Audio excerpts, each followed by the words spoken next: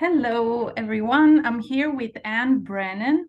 Ann is actually the owner of ASMM Digital Marketing Company. But Ann, what was very interesting for me when I was trying to prepare for this conversation, I stumbled upon your About page, and your About page is very different than other About pages that I have read. So would you like to introduce yourself in a way that you would like to be presented, I guess? Yeah, so actually, let me tell you about my About page real quick because I think you'll find it interesting. When I started this company, I had a regular About page. It was about me, it was about what I do. But then this young man messaged me and he says, I think this is a better one because I know you well, and this is better. I wrote it for you. I've never changed it. And what it says is it's not about Ann. So that's what my About page is all about. But about me, yes, I own ASMM Digital Marketing. I am the founder of Burgers and Bans for Suicide Prevention. I'm the host of a couple of different podcasts. One was called, it's not no longer there, but you can still find episodes, Small Business Connections. And one was called Marketing Moms. So I do a lot of different things. And of course, I'm a mom. Awesome.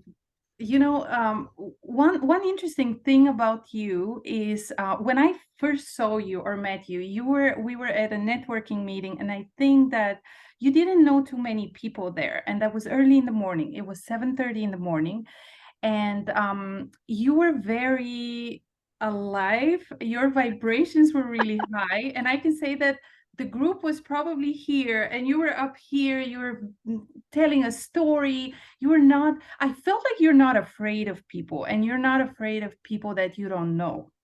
And so No, that was very interesting for me, that I was like, who is this person? I kind of want to be around this person. So how did you get to this point, to where you are not afraid? And was it always like that, or was there any pivot where you created that change? I love that question so much because my husband and I have talked about this, but nobody else, everybody knows me this way. And now I say to people, I have a very big personality. If I'm in a room, I could be the one that takes all the attention, and I won't mind that because I kind of like it. But I haven't always been that way. And I think we met at a BNI meeting, and I think it was BNI that changed it. And I don't know exactly how, except that when I first joined my BNI, people immediately gravitated towards me, and that had never happened before. And it changed everything about who I was. I've always talked to strangers. I'm the one who, my husband goes to the bathroom at the restaurant, he comes back, and I'm sitting at the next table with the people, beside us. So I have always been that person, but I've not been the person who likes to be the center of attention, or the person who is going to get a conversation going with just anybody. And so I think it had something to do with that first BNI meeting where I went in and I became much more confident because they had confidence in me.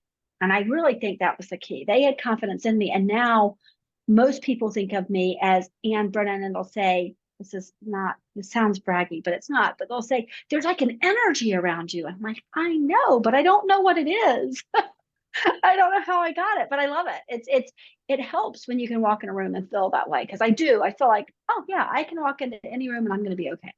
And then you mentioned the first BNI meeting. I know you shared a very interesting, kind of cool story about NASA and your first BNI meeting. What was that?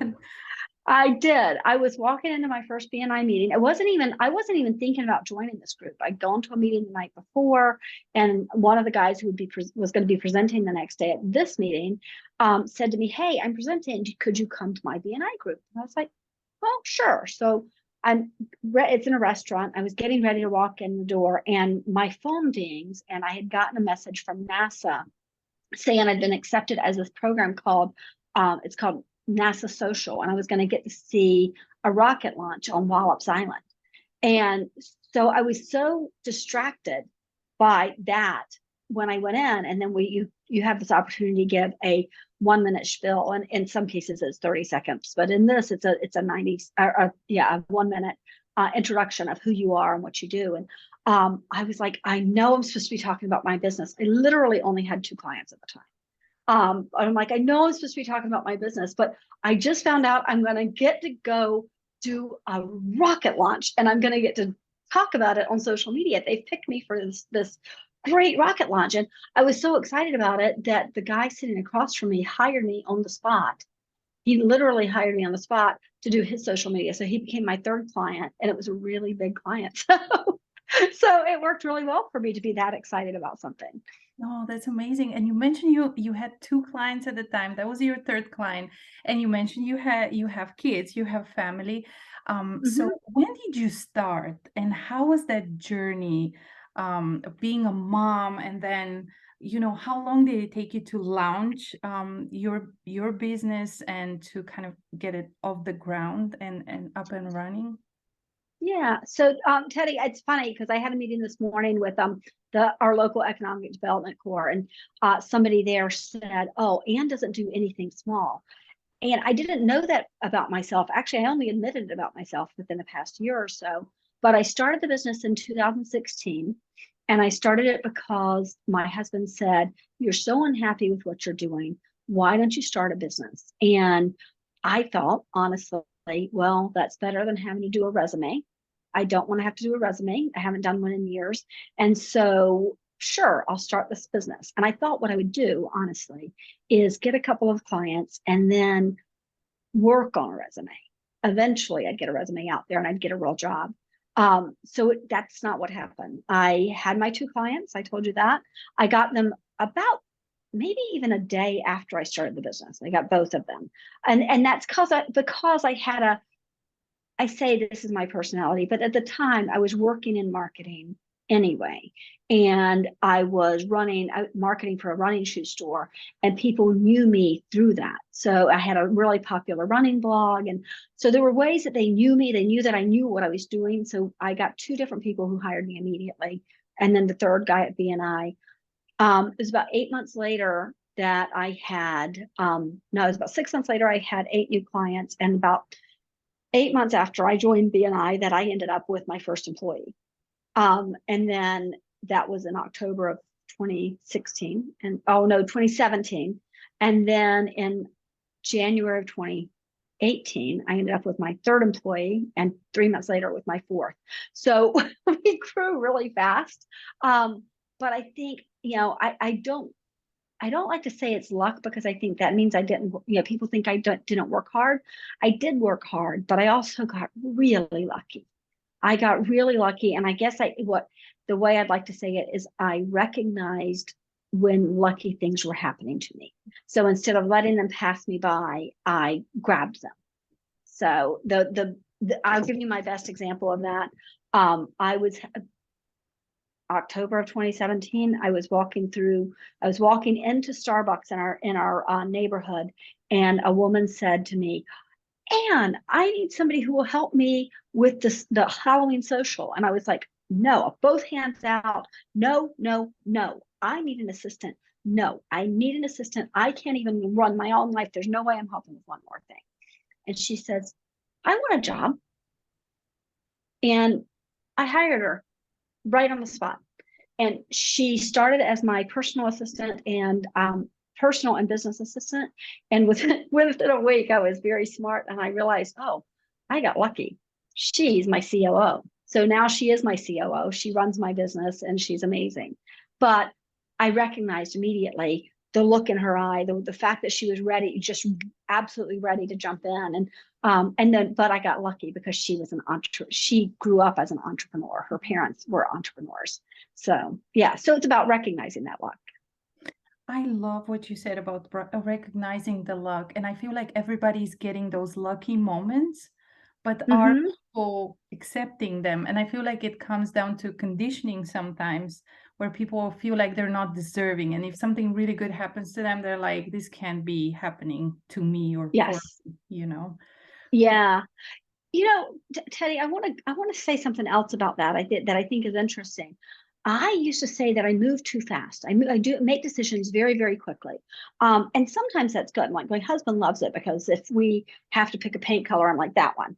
He's like, don't you want to look at, nope, that one. But when I started this business, I thought, oh my God, I make these decisions so fast, I should slow down. And then so I've been in business for 6 years. And about 3 years ago, I met a man and he says, he does exactly what I do. But he says, do you mind talking to me about your business? And so I can talk to you about my business. And I was like, sure.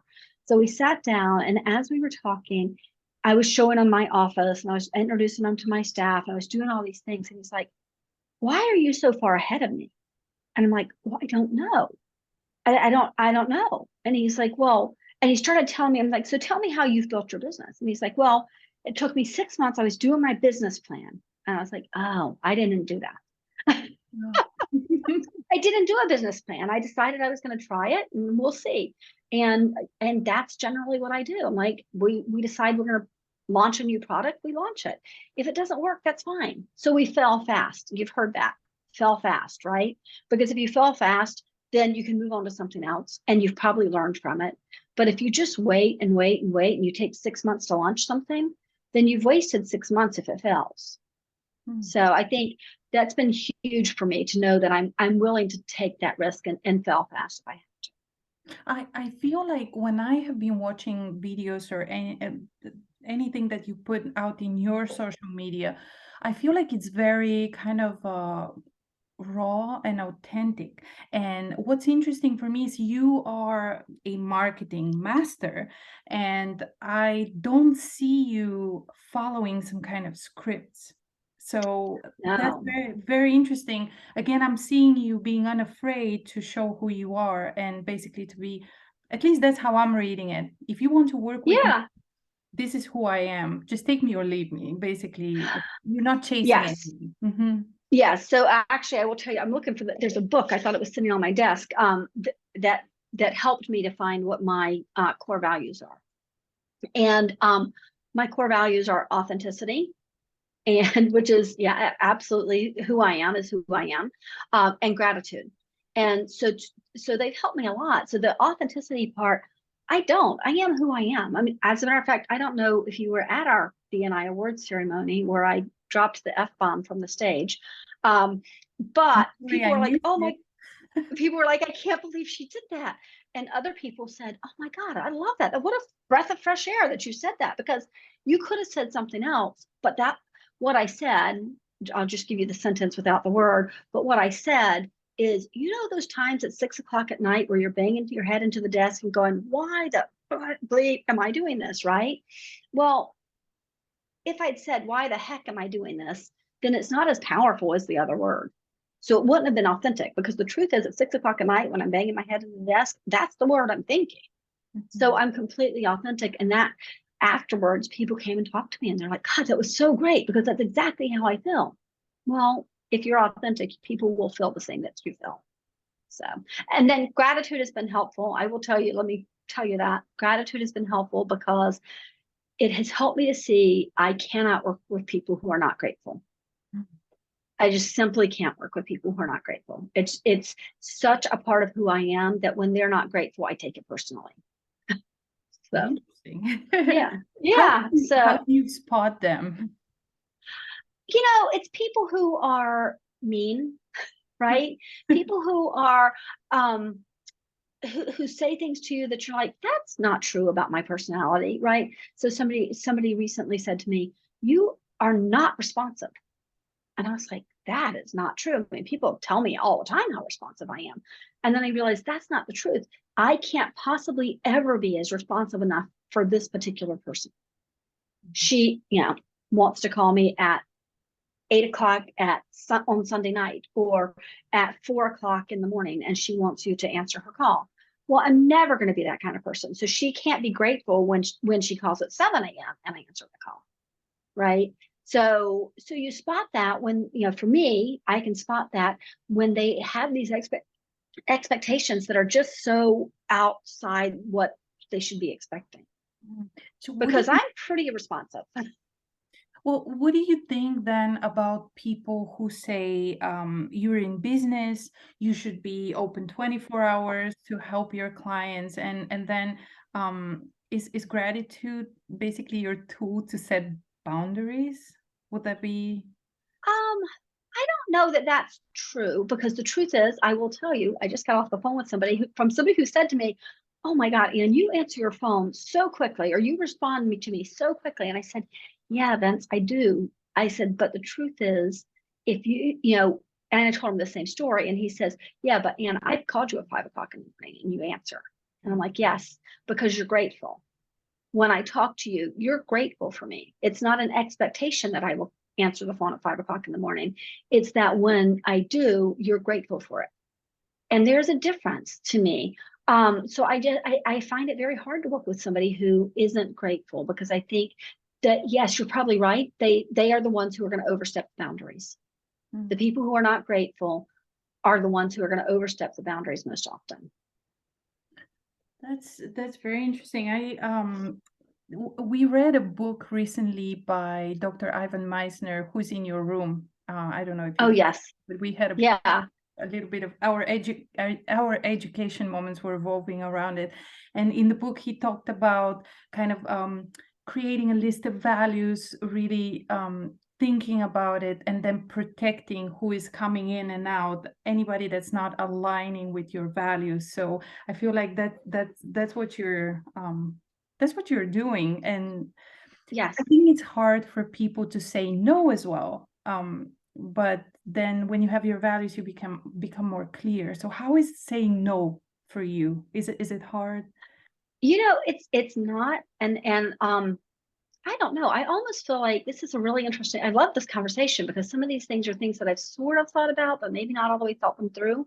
Um, I say a lot that I'm not afraid of confrontation, Mm. but I probably was afraid of confrontation before I became the business owner that I am now, right? Before I had the confidence that I have now.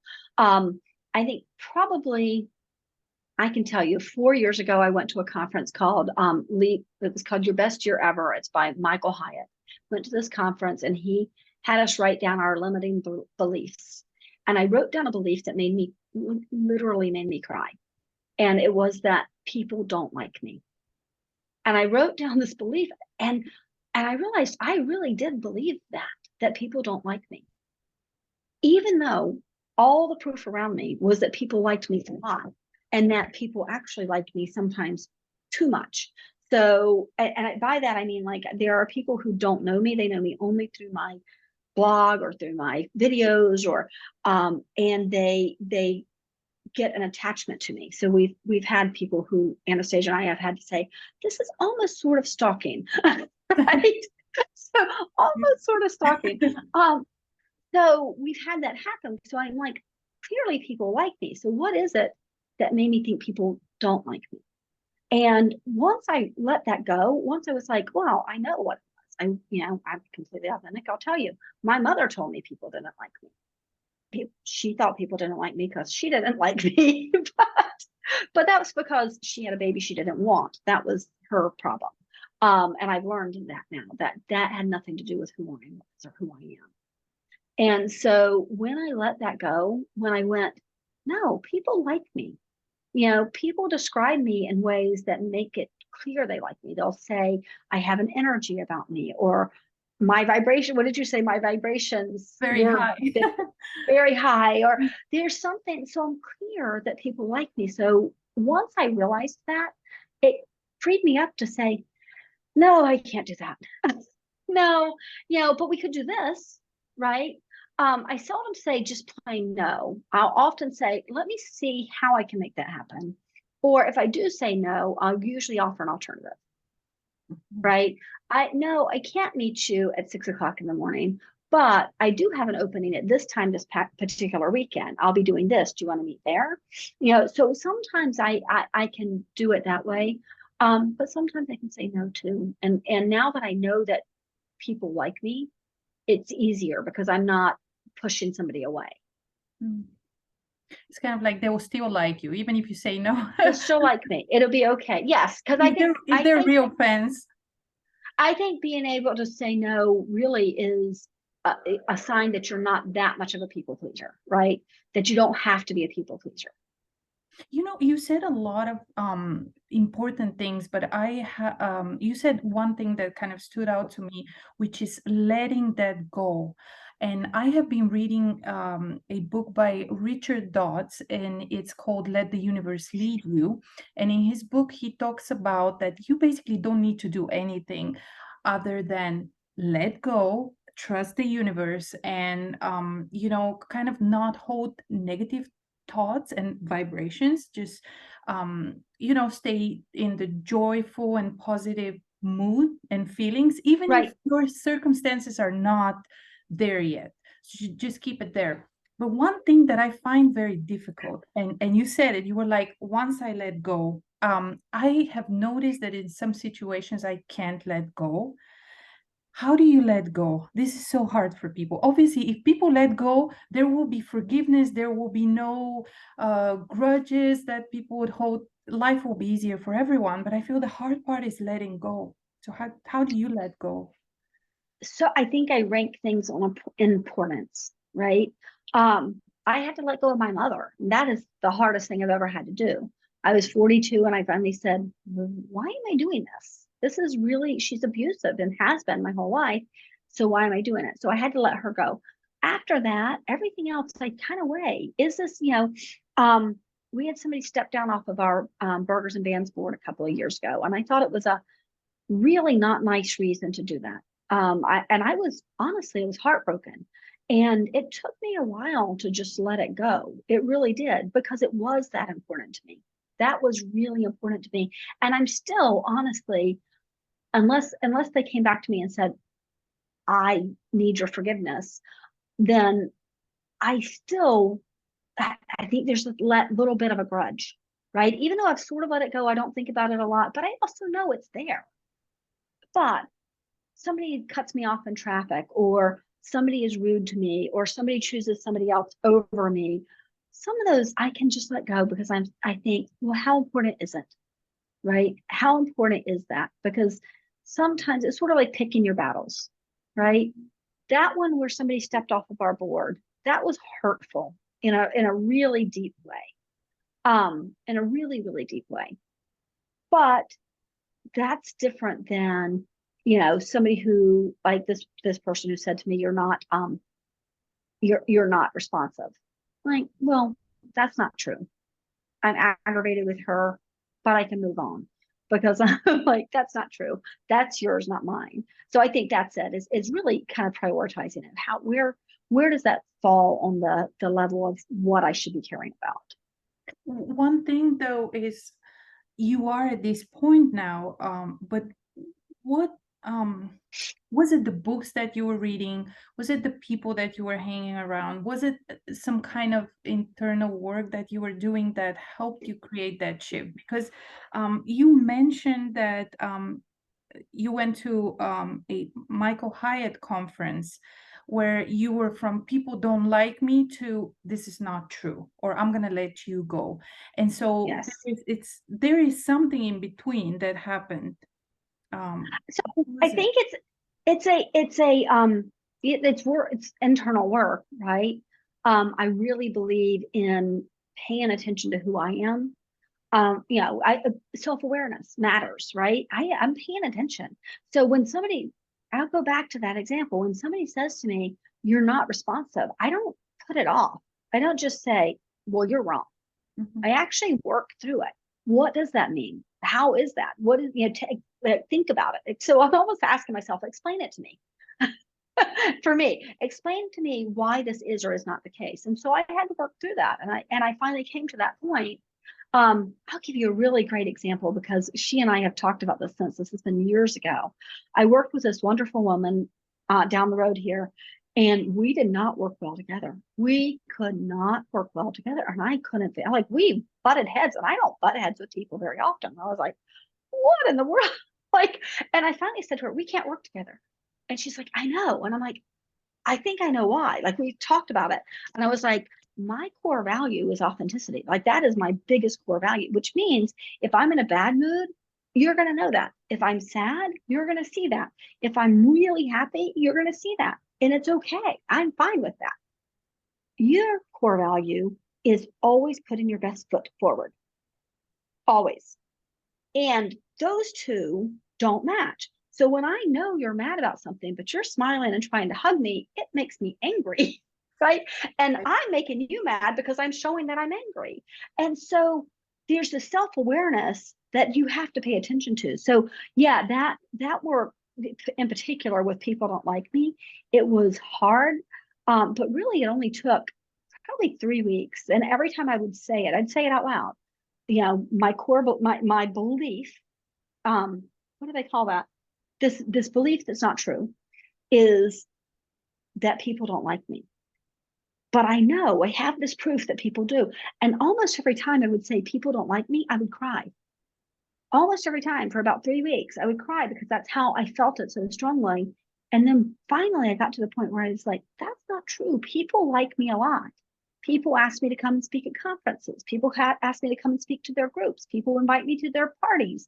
Like people like me. So I need to know that. And I need to remind myself of that. It's self-work. You know, it's doing the work on yourself and understanding who you are. It takes work. But yeah, that's how I got there. And it's how it's, you know, what it takes to let go. And it doesn't always easy. Sometimes, you know, like I could have found out that this woman was right, that I was unresponsive, and that would have been hard, but it would have been something I learned from. So yeah, that's the trick, is to understand that sometimes you'll dig down that hole and you'll be like, oh, I thought this, but no, I'm kind of sucky at that. And I'm gonna have to admit it. Yeah, it's kind of like a process. It's a lifelong process. I don't think it's getting from point A to point B and kind of like it's just ongoing. And sometimes you slip and just go off the road, and then you have to bring yourself back. So Exactly. what are some tools that you're using? Do you do journaling? I do meditation. I do a lot of meditation. And I do, you know, I do that probably at least twice a day. I usually wake up with meditation. I go to sleep with meditation, usually meditate one time during the day. And that's helpful because my brain goes, you can hear this in my voice, my brain goes very fast. And so it can, if I just go like this all day long, where it's just spinning and spinning and spinning, it becomes overwhelming. And I used to say that I would jump out of bed in the mornings, like I would wake up and I'd jump out of bed, and it was, and then I would just go. I was like, this is horrible. And so I started meditating. That's probably been the biggest, is the meditation. And then what about checking your email then? Because some people wake up and first thing they check their email. I know I check my email after I meditate. I mean, I own a digital marketing agency, so my phone is like, it's right here all the time. But when I'm meditating, it's not. When I'm meditating, it's on focus. And I think and for anybody who's listening, I don't even know who your audience is, but I want to say, anybody who's listening, people say to me all the time, I can't meditate. So I'm going to give you my secret to meditation, because I am very fast in everything I do. And the fact that I can slow down to do it means that I think anybody can do it, because I am kind of insane in my speed. So the way I did it, I don't have it on today, but I used my Apple Watch. It has that little mindfulness thing where you can push the button and you can choose 1 to 5 minutes. And I started with 1 minute, and I am sort of competitive. And so I wanted to see how few breaths I could take in 1 minute. And so I started meditating by slowing my breathing down and counting how many breaths it would take to get through 1 minute. And then I worked my way up to fewer breaths and fewer breaths until I got to where I'm like, that is the most calm I could possibly be. And then I did 2 minutes and then 3 minutes. And once I got to 5 minutes, I switched to the Calm app. And once I finished all the Calm stuff that I could finish, I think I did a 7-day and a 14-day and a 21-day challenge with that. Then I switched to transcendental meditation, and I took a class on how to do that. So, but it started with 1 minute. I love guided meditation. I used Waking Up Sam Hmm. Harris's app, and that's been very Yeah. did the 60-day challenge. But do you feel sometimes that meditation is not so much about slowing your mind, but kind of um, getting used to and kind of feeling comfortable in your own head with everything that's going on, being Yes. being the observer, as they say. Well, that's what I love about the transcendental meditation is that there's no rules, there's no guidance. You're literally, you have your word. They assign you a word when you first join. You have your word and you let that word run through your brain. But a lot of things are going to come through your brain. And in 20 minutes, because you're doing it 20 minutes at a time. So in 20 minutes, a whole lot of things come, but I'm forgiving of that. It's, they have to work their way through there. I don't sit there and ruminate on them, and I always try to come back to my word. But I, it does happen. I'm not completely clearing my brain. I'm just allowing myself time to let go a little bit. So, You mentioned your word, and that's something very interesting for me, but I don't know if you feel comfortable. And if not, that's okay. But I just wanted to invite you to share about how you discovered your word and the things that you have to go through health-wise. Maybe would you yeah, I share? did. I didn't know I told you this. I told you this story. I didn't realize that.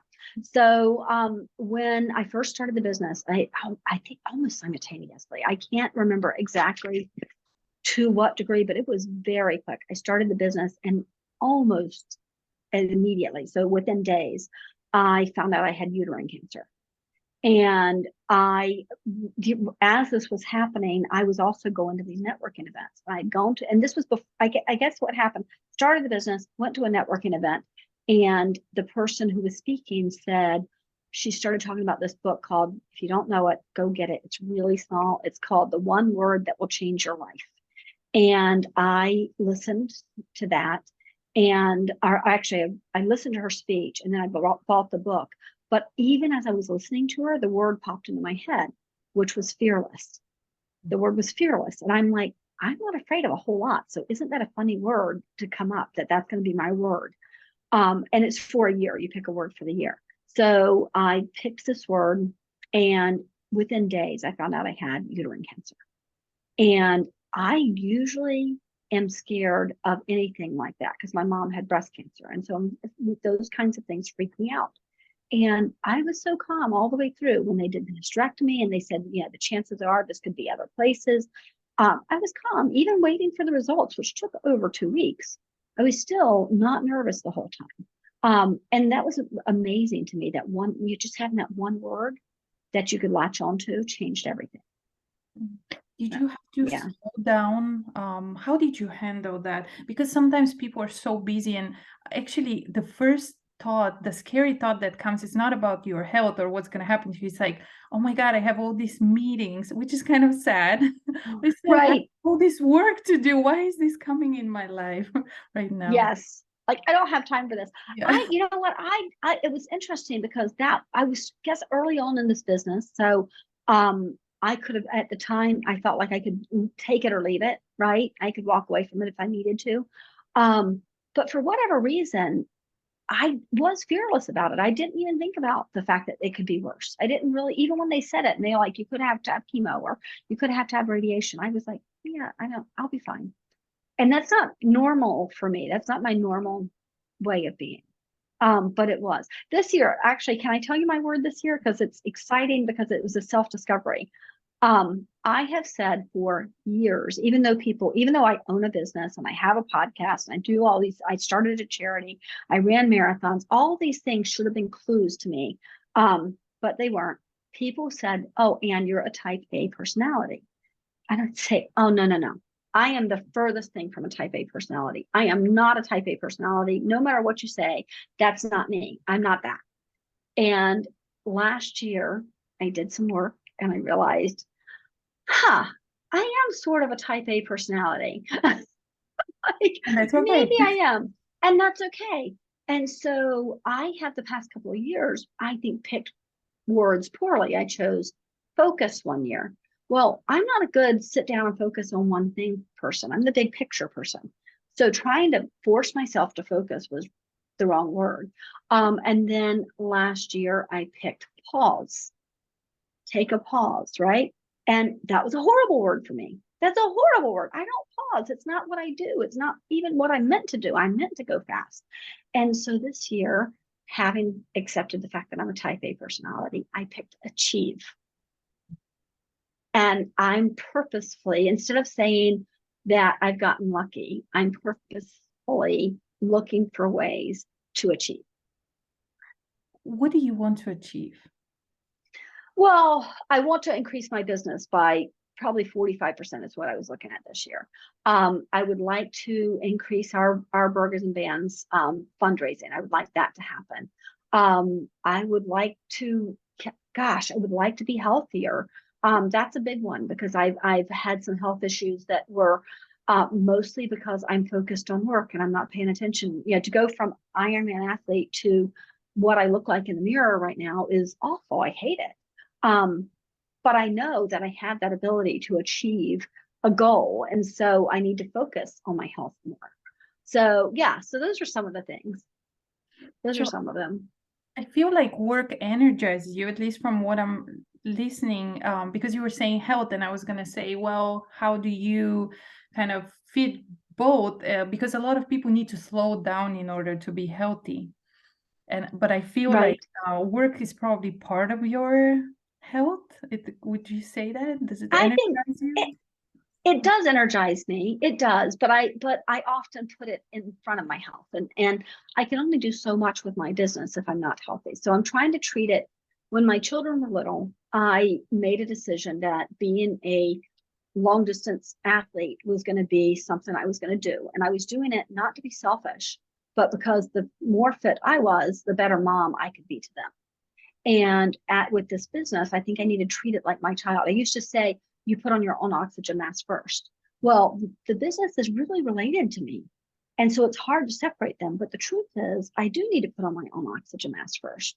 I do need to get up in the mornings and go get my exercise in and then come to work. I do need to not let work get in the way of what I'm doing to stay healthy because the business is just going to be here for a short period of time, like my children, right? They grow up, they move out. My business will be here only however many more years I decide to work, but I'm hoping I live lots of years after that. And I'm going to need my health. So I need to separate it. I need to put on my own oxygen mask first.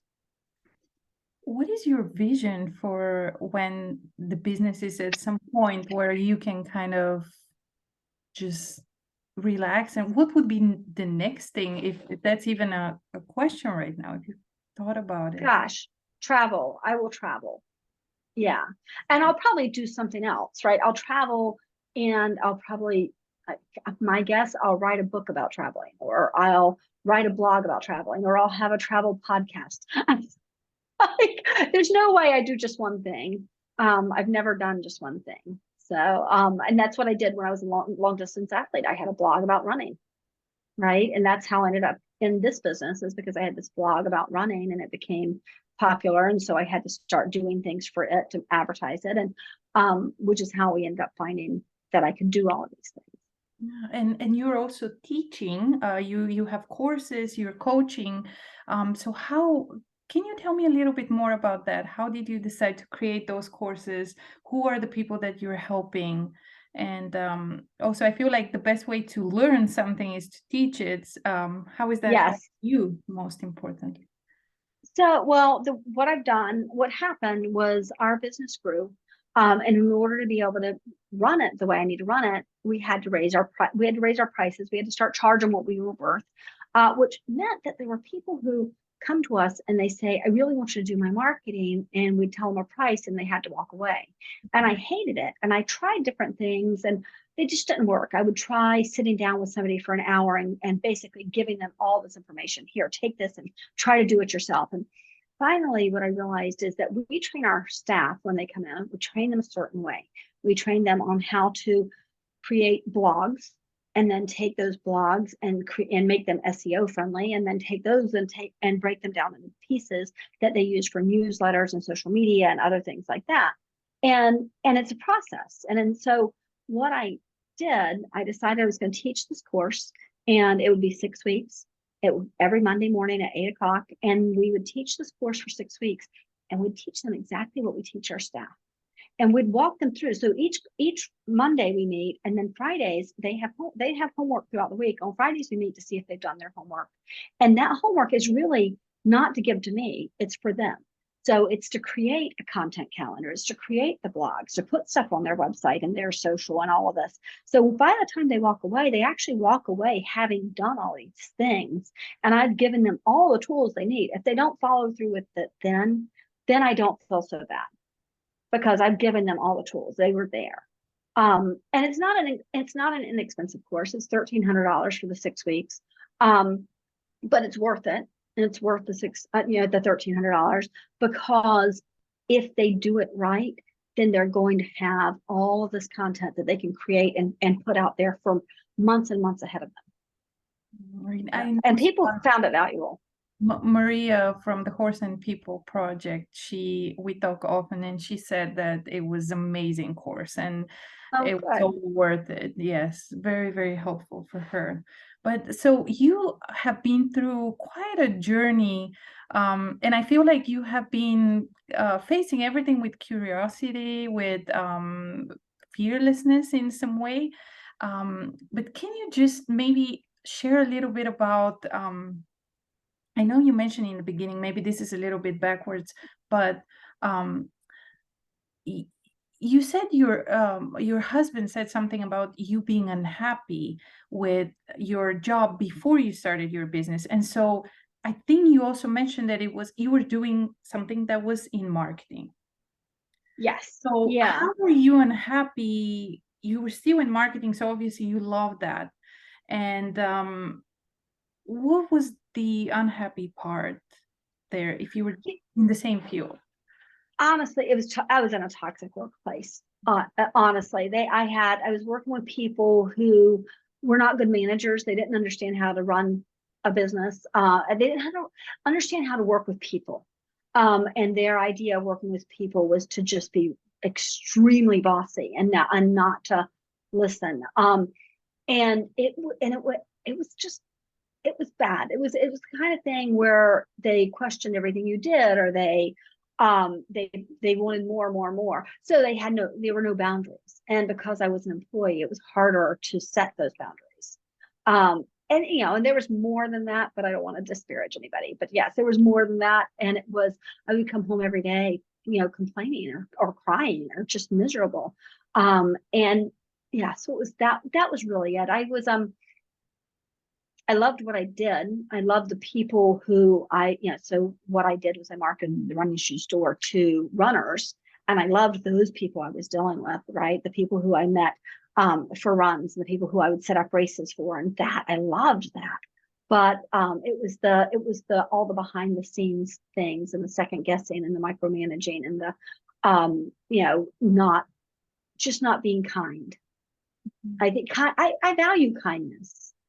I value kindness, for everybody. I think that I don't care who you are. I think you should always be kind. How long did it take you to say that's enough? I'm making a change. Oh gosh, it probably took me a year, honestly. And what's funny is that would never happen now. I'm telling you, I'm a totally different person since I started the business. I think I was meant to be an entrepreneur. I think I was meant to be the person who was in charge and doing things like this. And I didn't do it. I was a mom for a long time. And then I was a blogger. So I was on my own. And when I went to work, I really only went to work because my son had depression, really bad depression. And I couldn't, I'd staying at home, all I did was worry. So I took a job in running, in the running shoe industry, because I thought it would get me out of the house. It was not meant to be a real career or real choice. And they actually put me in the marketing role because they knew what I'd done with the blog. But even then, that was not what I went to work for. I was like, literally, I'll help people find shoes. And then I ended up in the marketing part. What is marketing, Ann? What is marketing? So to me, marketing, it's a lot. People can give you any number of things to think about marketing. But for me, it's about creating a community around your brand. It's about being, so I will give you the really good example. We were talking this morning about the difference between, can you hear me? Yep. Because my ear pods are doing something. We were talking about the difference between us and some of the other marketing agencies around here, and why some of them get frustrated with us. And what it boils down to is that they'll talk to people and they'll say, "Well, Ann didn't say that. Ann says this," and they get frustrated. And I understand why they would get frustrated, but the truth is that what we did was we created a brand. We created something out there for people to see where we're the experts in the field. So when you are, especially over here in Anne Arundel County, when you start thinking about marketing, you think about ASMM Digital, because we are speaking out at the conferences and at the Chamber of Commerce or the local networking events. We're out there speaking. We have the podcasts, we have videos, we do all these things where we are publicly educating people. And the more we educate them, the more they think of us as experts. And so to me, it's about being that person, being that company, being the brand that people recognize. That's what marketing is. It's, you want to be the brand people recognize without being the brand that goes, buy my stuff, buy my stuff, buy my stuff. I hardly ever say that. I always say, here, let me tell you how to do this. Let me tell you why you want to do that. Let me explain this to you. I'm always educating. And by doing that, everybody sees me as the expert. And that's what it's not just me, it's actually how we treat all our clients. Our clients are the expert in what they do. We make them that expert. We put them out there so that people see they are the expert.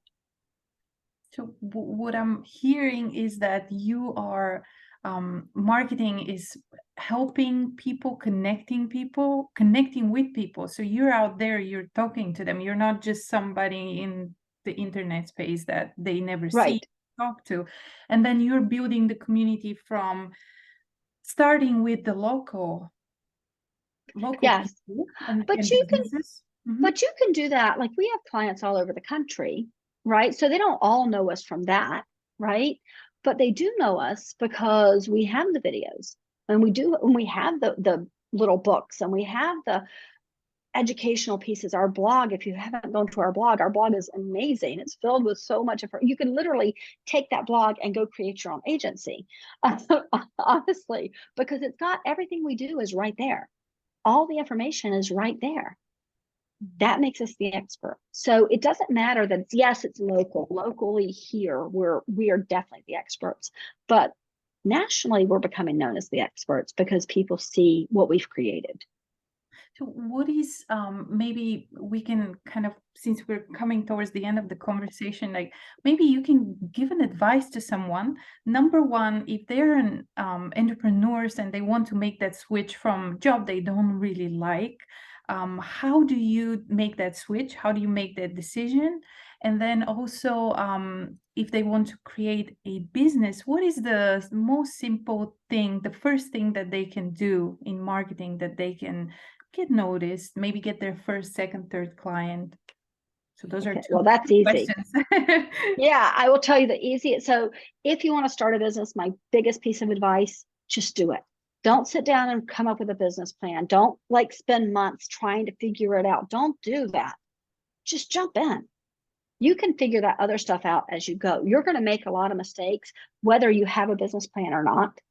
So sit down and try to do, especially if it's, I'm like, clearly, if you have to take a loan out, you're going to have to do a business plan. But most businesses can start without having to do that, right? So just jump in and do it. That's my biggest piece of advice. Just jump in and do it. Don't overthink it, because you're going to make mistakes, and that's okay. You'll learn from them. That's that. And then I forgot the other part of your question. Well, the other part is if somebody decides to do that leap, then what is the first, most simple marketing advice that you can give them? What is the one thing that they can start with in order to get noticed and get their first or second client? All right, that's easy. And believe it or not, it's not hiring me. It it's not even spending any money. It is networking. If you want to start a business, you need to go meet people. It is about the people. You know, they used to hear people would talk about the old boys network, right? Well, there was a reason for that. There was a reason that there was an old boys network. Well, mostly women weren't in business, so you'd call it the old boys network. But the truth is, the business I have today is because of the connections I've made. It's about making connections. And it's not that I'm using anybody. I'm honestly not. I will tell you this is my favorite networking trick. And I wish everybody used this trick because it's so incredibly powerful. Walk into the room, look around, and see who you know who needs to meet each other. So don't think about yourself at all. I'm not going in to try to build my business. I want to go in to see who I can introduce Teddy to. Teddy's here, and I think she needs to meet John. Let me introduce them. When you become that person who's introducing people, you become so much more powerful. And I think that's why it's one of the reasons that people, will come to me, because they know I'm going to know who to introduce them. That's the first thing I did with you, right? Yep. First thing I did with you is let me introduce you to somebody. So how do you say you're walking your talk, living your talk? What? I forgot the Oh, saying. I don't. Yeah, no, but Yeah, yes, I know what you mean. Exactly. that's Yeah. exactly what you did. So you're definitely setting the example. And so let's say they start networking, they do this first marketing move, and then at what stage do they come and work with you? Well, they would come and work with me when they want to take the class, honestly. Because what I would suggest, and I suggest this all the time, unless you're doing really, really well and you do not have the time to do your own marketing, start by doing your own marketing, but learn about it. And take advice too, because just because you think you know something doesn't mean you know it. So I work with a lot of people who don't even pay me, honestly. They just call me and ask me questions. And then years later, they call me and say, okay, now I'm ready to hire you. That's wonderful. But do it yourself as much as you possibly can. Because if you do it yourself, you're going to find that you know your business inside and out. Right. And that's good. And then before you hire me, hire an accountant and then hire me. Too many people skip that step. Hire an accountant. That sounds great. Thank you so much. And so I will link all your information and the information about your class and everything. It's been so great talking to you. Thank you so much for sharing your journey and a little bit more about your business, giving some great advice. Thank you so much for just accepting the invitation Oh, to of course. I love talking to you. so I much. love talking to you. This is fun.